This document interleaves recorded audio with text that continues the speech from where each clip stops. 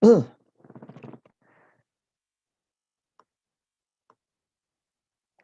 morning, friends. Good morning. Good to see you this morning. Good to be with you this morning. It is morning. It's 9 o'clock. Wake up, you sleepyheads.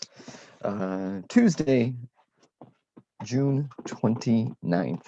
There we go. Tuesday, June 29th, and you are here with me. I'm Brian. I'm the pastor at Christ United Methodist Church in Waynesboro.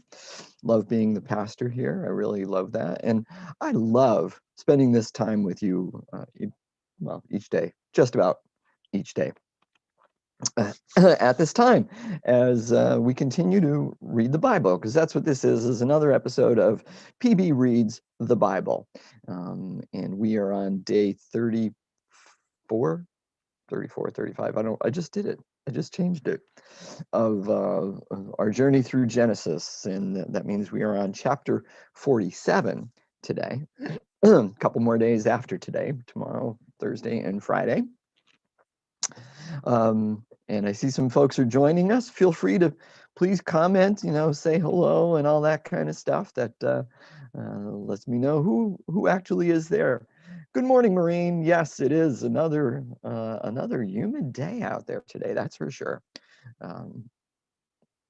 Get out early if you have to do something. I would suggest, and then stay safe, people. Stay safe. I enjoy the heat, but you still need to be safe. Make sure you're staying hydrated. Don't spend a whole lot of time in direct sunshine, direct heat. Try to catch a breeze wherever you can. All that kind of stuff. You know what to do. Kind of follow some of the guidance and instructions. Excuse me. And check in on each other and see how everybody is. Make sure that people are safe, especially people who are alone, or are by themselves, I should say, and need to be checked on. Hello, Cheryl. Good to see you. You'll be in the pool. Good for you, Maureen. That's a good suggestion. If you got a pool, use it. If you got a pool, use it. Stay in the water as much as possible. That'll help you stay hydrated too, and you won't, and it'll keep you cool. Good to hear. Good.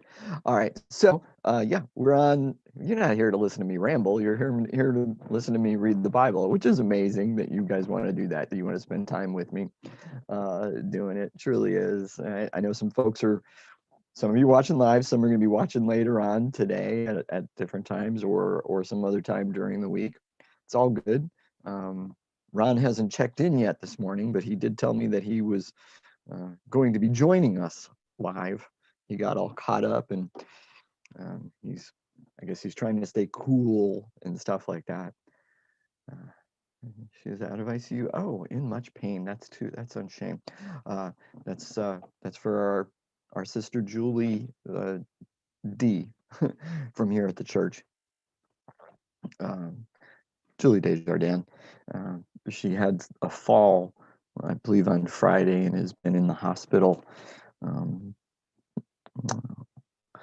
So prayers for her. I will be talking with Dave today to try to see and all that stuff, find out what's going on for sure. Don't know how long she's going to be in the hospital, but it sounds like she's going to have a long road to recovery as well. So prayers for Julie and for Dave going through all that. All right.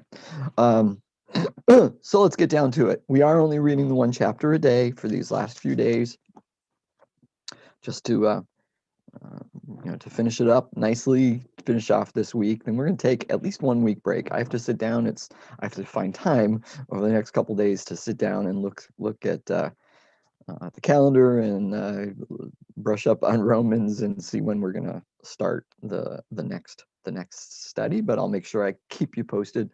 By Friday, I'll have a decision. It's probably going to be just 1 week off, and we'll start up on what would that be? That would be July 12th. July 12th probably be starting up. So I'll let you know for sure by Friday. Good morning, Marcia. Good morning, Colleen. Good to see everybody this morning. All right.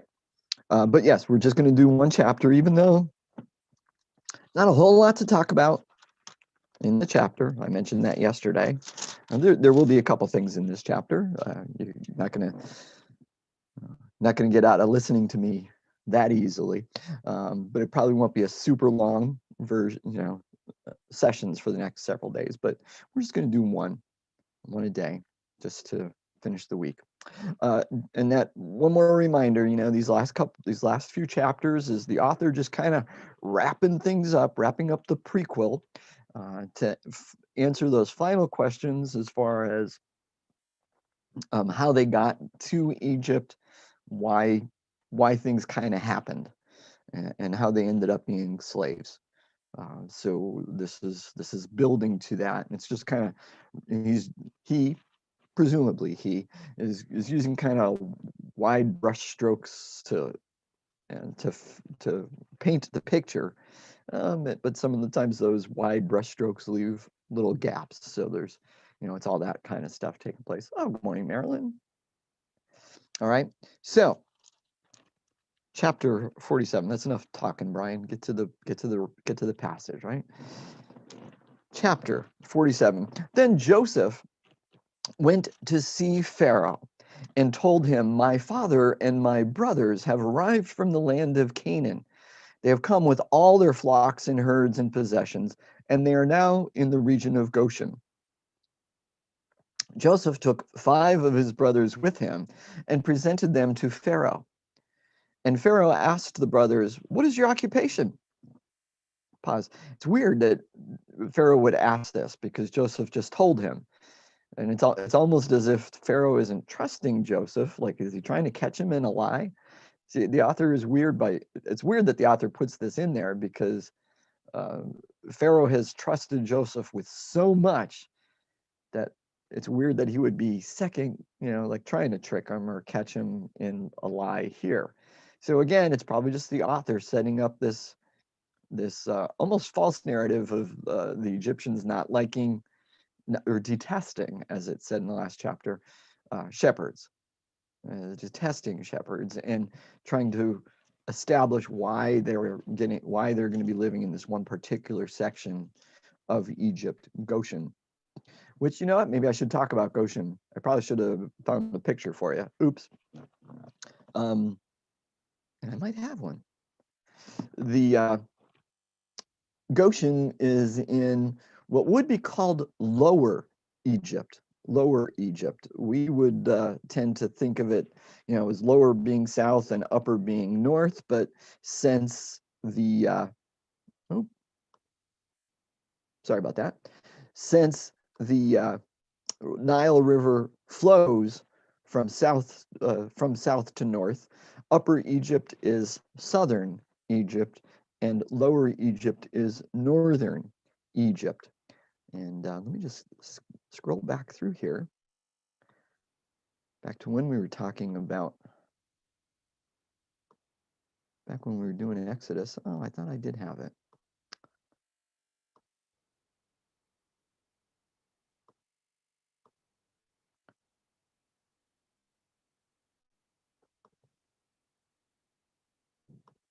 Oh, okay, yeah, I do.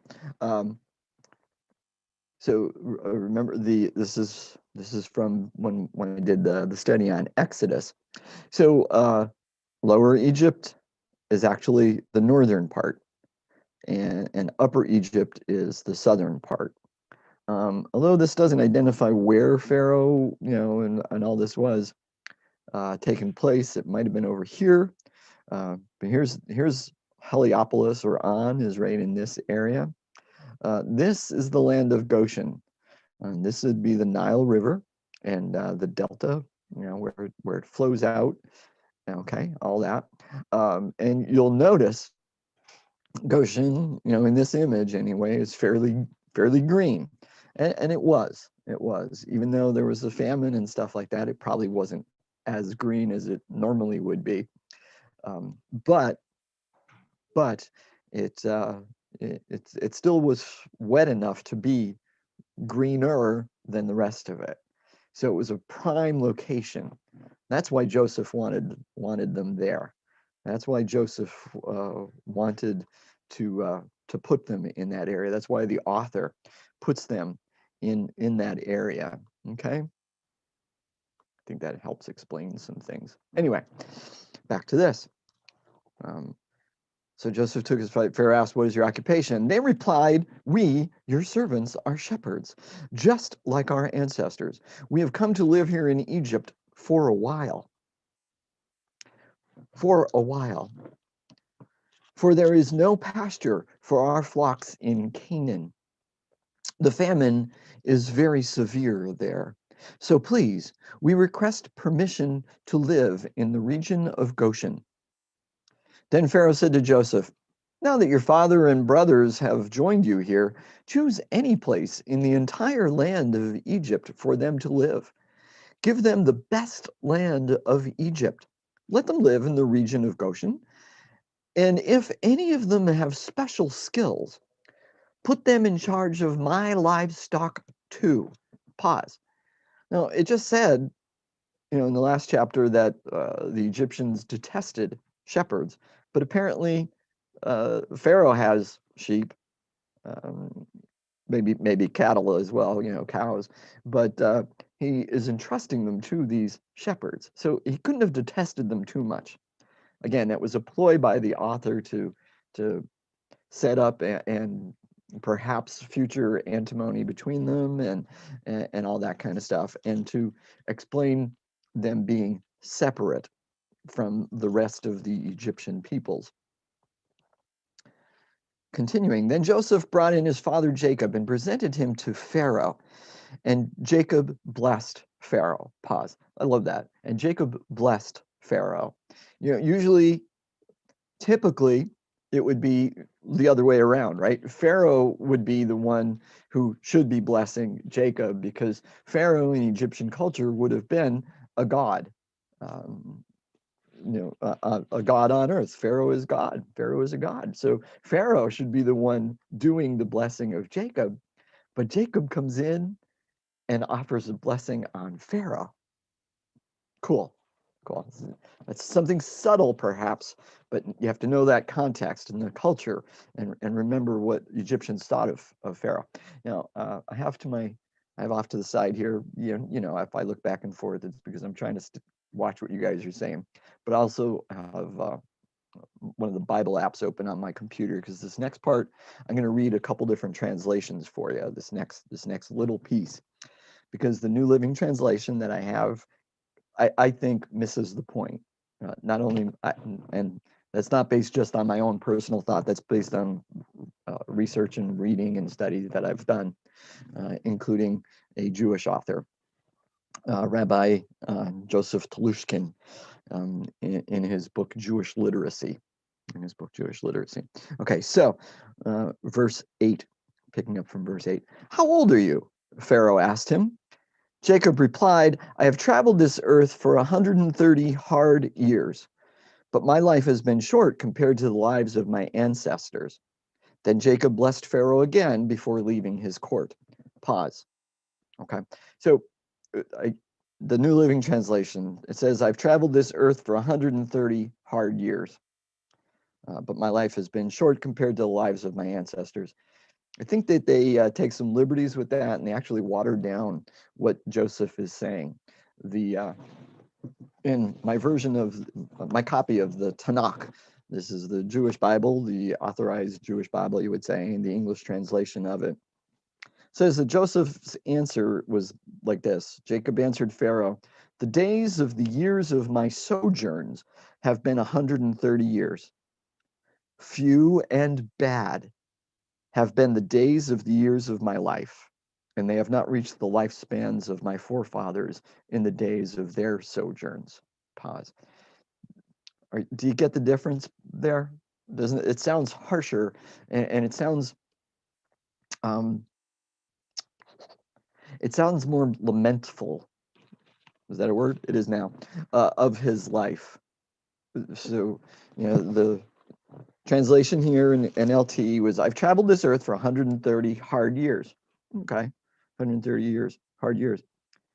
But in here, my sojourns, which is a little bit different than travels, few and bad have been the days of the years of my life. So to me, it sounds much more lamenting of his life, almost self-pitying of himself. The New Revised Standard Version, the NRSV, puts it similar to that. Jacob said to Pharaoh, "The years of my earthly sojourn are 130.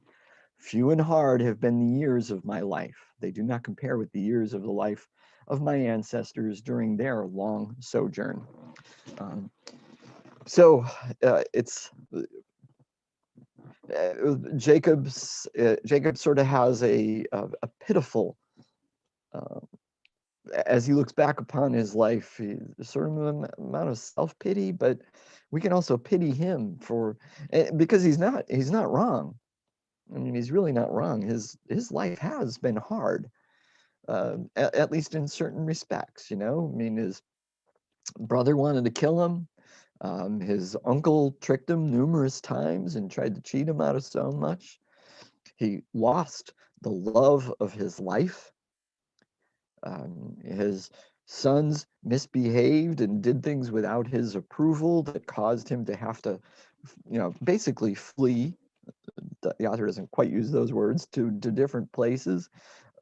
He thought he had lost one of his dearest sons, one of the children of his dearest wife, the love of his life. So his life was not easy. So few and hard have been the days of my life. It just, to me, that translation is more poetic to describe very briefly and yet powerfully what kind of life Jacob has had. So continuing, but he blesses Pharaoh again. He blesses Pharaoh again.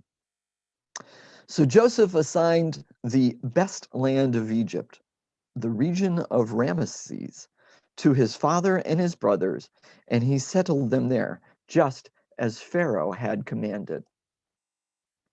So he gave them the best land, just as Pharaoh had commanded. And Joseph provided food for his father and his brothers in amounts appropriate to the number of their dependents, including the smallest children. So he's taking care of them. He's feeding them, which is interesting, right? Because of the very next verse, verses, the succeeding passage here. All right, he's taking care of his father and his brothers and their dependents. He's making sure that they have plenty to eat. He's allotting it to them according to the number of their dependents. So he may not be giving them lavish feasts, but he's making sure that they have enough. Meanwhile, the famine became so severe that all the food was used up. And people were starving throughout the lands of Egypt and Canaan. By selling grain to the people, Joseph eventually collected all the money in Egypt and Canaan, and he put the money in Pharaoh's treasury. When the people of Egypt and Canaan ran out of money, all the Egyptians came to Joseph. "Our money is gone," they cried. "But please give us food, or we will die before your very eyes." Pause. So he's giving food to his father and his brothers, and according to their need. But he's been charging now all the Egyptians and the people in Canaan for their grain. Joseph replied, "Since your money is gone, bring me your livestock. I will give you food in exchange for your livestock." So they brought their livestock to Joseph in exchange for food.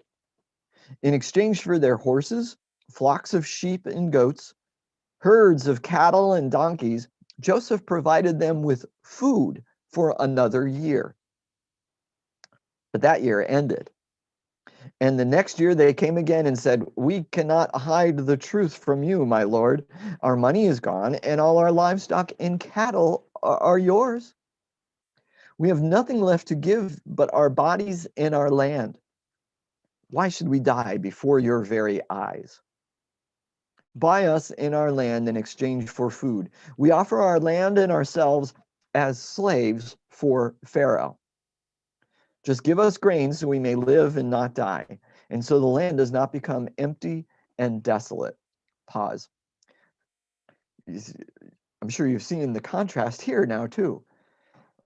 Joseph has taken all their money, all their livestock, and now they say, we don't have anything except our land and ourselves. Take them. Better that than we die. Better than that than we die. But that's not what's happening with the people who are apart in Goshen. Okay, I might be reading too much into that, but I don't think I am. I don't think I am. This might be the beginning of a dislike for this family. Now, I should say too, there's no historical proof for this. There's no archaeological evidence or historical evidence of all the people of Egypt becoming Pharaoh's slaves, or of all the land belonging to Pharaoh. So maybe, but there's nothing really there to say for sure that that's what happened. And even in Exodus, they don't talk about all the people being slaves, only certain people being slaves. The vast majority of Egypt were not. So, what happened?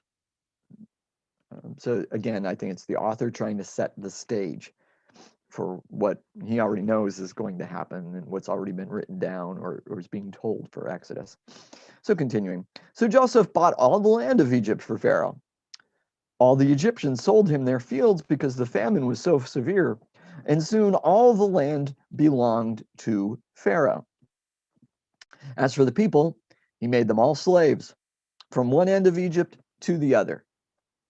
The only land he did not buy was the land belonging to the priests. They received an allotment of food directly from Pharaoh, so they didn't need to sell their land. Then Joseph said to the people, "Look, today I have bought you and your land for Pharaoh. I will provide you with seed so you can plant the fields. Then when you harvest it, 1/5 of your crop will belong to Pharaoh. You may keep the remaining 4/5 as seed for your fields and as food for you, your households, and your little ones." Pause. Again, no evidence to that. No historical evidence to that. Although, giving a 20% to Pharaoh was probably fairly customary at the time. It's how things worked in medieval Europe too, right? Actually the liege lord owned pretty much everything, and the peasants had to give a strong percentage to them at harvest time.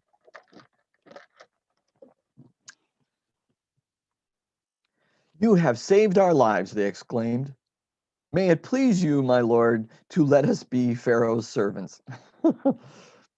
Joseph then issued a decree, still in effect in the land of Egypt, that Pharaoh should receive 1/5 of all the crops grown on his land. Only the land belonging to the priests was not given to Pharaoh. Meanwhile, the people of Israel settled in the region of Goshen in Egypt. There they acquired property, and they were fruitful, and their population grew rapidly. Jacob lived for 17 years after his arrival in Egypt, so he lived 147 years in all. As the time of his death drew near, Jacob called for his son Joseph and said to him, "Please do me this favor. Put your hand under my thigh and swear that you will treat me with unfailing love by honoring this last request. Do not bury me in Egypt. When I die, please take my body out of Egypt and bury me with my ancestors." Pause. Just a reminder, because when Isaac, no, when Isaac, hang on, when Abraham wanted his servant, most likely Eliezer, to go find a wife for his son Isaac. Here we are. He had him put his hand under my thigh. So as a reminder, that's not literally what it means. It's actually a euphemism. He wanted him to he wanted him to put his hands on the genitals, on Abraham's genitals. And so here Jacob is asking Joseph to do the same thing, which is symbolic of life, a source of life. So he's saying, swear to me by life, by your life, by future life, whatever, by life itself, that you're going to do this thing for me. So it's a pretty serious vow. When I die, please take my body out of Egypt and bury me with my ancestors. So Joseph promised, I will do as you ask. Swear that you will do it, Jacob insisted. So Joseph gave his oath, and Jacob bowed humbly at the head of his bed. End of chapter 47. So Joseph promising wasn't enough. Jacob wanted him to swear that it would happen. So it sounds like at first Joseph didn't want to go through with the oath. He just said, yeah, I promise to do as you ask. No, that's not good enough. I want you to swear it. I want you to take the oath. Swear by life that you will do this thing for me.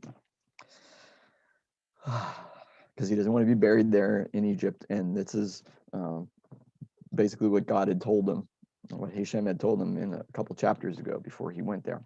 So that's it for chapter 47. We'll be looking at chapter 48 tomorrow as we finish up this book of Genesis with these last 3 days. Now, also tomorrow, some of our folks are going up to Camp Penn, to do some work. So if you're in the area, I invite you to go along with them. Unfortunately, I can't go. Some things came up that I have to work on, and visits that need to happen, and as well as office work, unfortunately. So I just, if you're in the area, you head on up to Camp Penn for 8:30. If you need instructions, directions, just let me know. We'll get you there. So again, I pray that this time together has been beneficial, that God has spoken to you in some way through something I've said and read, and or that you've learned something or relearned something, whatever the case may be. And keep your eyes and ears open for our living, active God in your life. When you see those things happen, say something about it. Say thanks, God, and then tell somebody about it, right? Including me. Until tomorrow, be blessed, my friends. Be blessed.